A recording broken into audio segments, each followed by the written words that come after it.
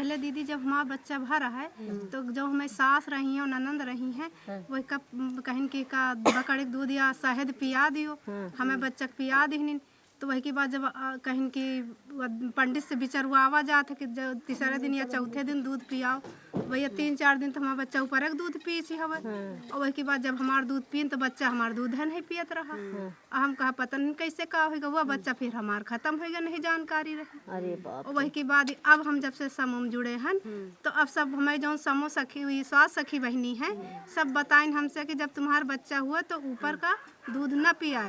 अब हम लोग अपन दूध पियाए थे तो अब हमारा बच्चा बढ़िया सुरक्षित रहा, तो एक दिमाग का जो विकास बढ़ा था। दीदी जब हम पहली लड़की हमारी हुई थी तो जब वो पेट में थी तो हमको भूख बहुत लगती थी, तो हम अगर जो 2 बार खाना खा लेते तो सास हमारी कहती तुमको जब देखो सारा दिन खाने खाती, बच्चा बहुत कमज़ोर हो जाएगा, बच्चा दब जाएगा। फिर वही के बाद जब हमारा लड़की भय लड़की हमारी एकदम कमज़ोर रही, घर में हमारा लड़की हो गए। तो हम कहा कि अम्मा हमारा बिटिया बहुत कमज़ोर है, तो कहीं की जो है अरे सब ऐसे है कमज़ोर, तो जब बच्चा हो तो इतना जल्दी थोड़ा मोटा ताज़ा हो जाती, कितना जल्दी मोटा ताज़ा हो जाए। तुम तो लगो तो कि हमारा बिटिया बहन 10 कुंटल के हो जाए, तो 10 कुंटल के कहाँ हो जाए। जब बिटिया पैदा हो तो लड़का बच्चा तो थोड़ा कुछ न कुछ कमज़ोर रहा। हमारे यहाँ किशोरी जो थी वो पहले अपना वज़न नहीं कराती थी, ना वो टीका लगवाती थी, और ना बहुत सी ऐसी किशोरियों की ऐसी समस्याएं आई कि वो किसी से नहीं कह पाती, ना अपने माता से ना पिता से, किसी से नहीं। तो ऐसे करके जो है ना उनको इतनी परेशानी दिक्कतें होती थी। लेकिन जब से ये पोषण मतलब स्वास्थ्य का कार्यक्रम चला है, इसके तहत उनका एक समूह छोटा सा बनाया गया, उसी के माध्यम से उनको जानकारी दी जाती है। वो लोग जो है ना अब अपनी अपनी सारी समस्याएं उसमें बताती हैं, और वो मतलब एक खुले से मतलब खुले होके जो है ना वो सबसे बातचीत कर भी सकती हैं।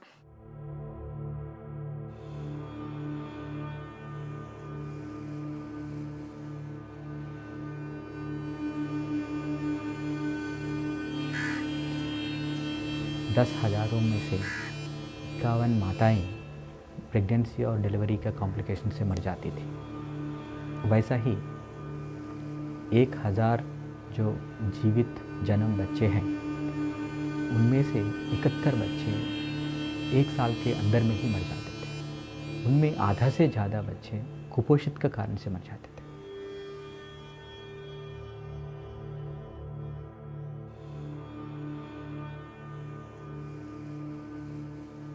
पहले था कि हम किशोरियों को कोई जानकारी नहीं था कि महामारी के दौरान जो खून निकल रहा है उसकी पूर्ति के लिए हम लोग क्या करें, क्या खाएं, टीटी का टीका क्यों लगवाएं, ये सब जानकारी नहीं थी।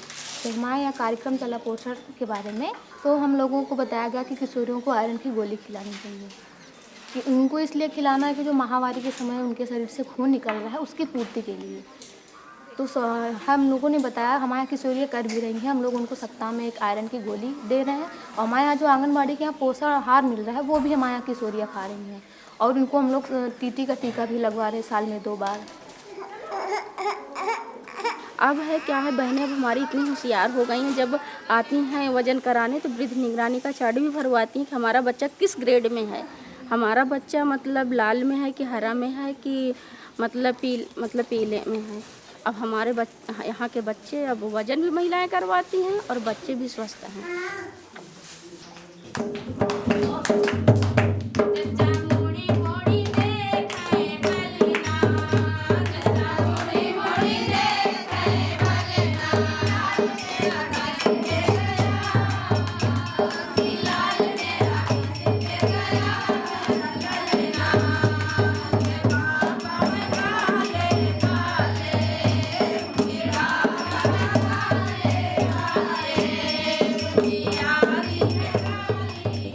हमारे यहाँ कार्यक्रम चला पोषण वाला, तो इसमें सब बताया गया कि किशोरियों का खान पान अच्छा होना चाहिए, हमारे घर में जो हमको आसानी से मिल सके हरी साग सब्जियाँ वो खिलाएं, आयरन की गोली हमको फ्री मिल रही है।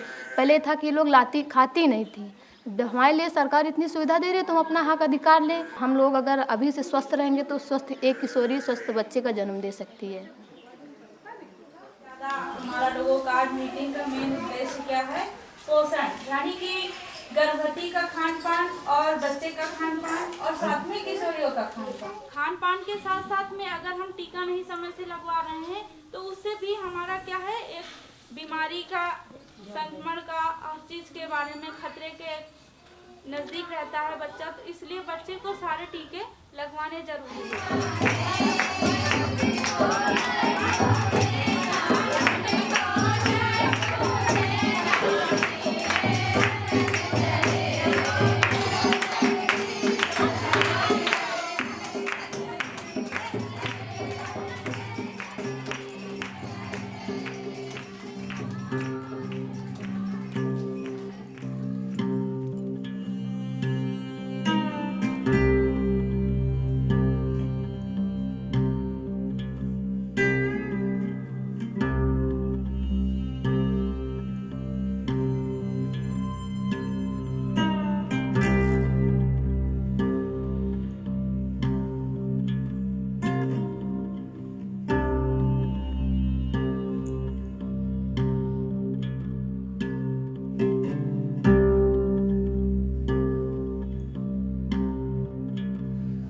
महिलाएं जागरूक नहीं थी, लेकिन जब से समूह चला तो काफ़ी बदलाव गांव में आ गया। बैठक अगर महिला मंडल की बुलाते हैं तो उसमें आ जाती हैं, शनिवार के दिन पोषाहार लेने आती हैं, तो समूह की वजह से काफ़ी जागरूकता आ गई जब से समूह चला है।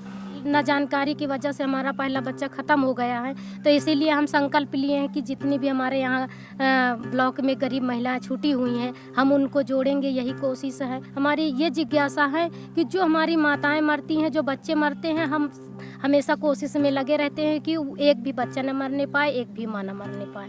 गेन का माध्यम से हम हमारा जो कैपेबिलिटीज़ हैं, न्यूट्रिशन प्रोग्राम रन करने की कैपेबिलिटीज़ है वो बढ़ गई है। अभी हम ये 50 ब्लॉक में जो एक्सपेरिमेंट हुआ है, अभी हम लोग 250 ब्लॉकों तक पहुंचा जा सकते हैं आसानी तरह से। So that is I consider its that's one of the major contributions of gain.